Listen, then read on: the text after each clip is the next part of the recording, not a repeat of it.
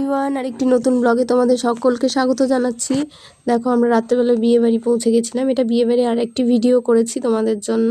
আর আগে কি পাঠাতে হবে তো বরমশাইকে, তো ভাবলাম তোমাদের সঙ্গে শেয়ার করি।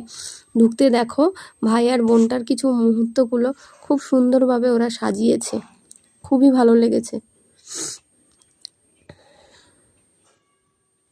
মানে ডেকোরেশনটা খুবই সুন্দর হয়েছে। আমরা যাচ্ছিলাম মেয়েটির বাড়িতে, মানে মাম যার বিয়ে তার বাড়িতে যাচ্ছিলাম তার সঙ্গে দেখা করার জন্য। ঋষি যাচ্ছিল বউ দেখতে।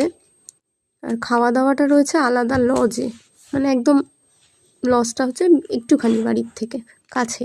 তো এই ছবিটা খুব সুন্দর লেগেছে, প্রত্যেকটা ছবি খুব সুন্দর। তারপরে বিয়ে বাড়ির সানাই, এটা তোমাদের সঙ্গে আমি শেয়ার করেছি, খুব সুন্দর, খুবই সুন্দর।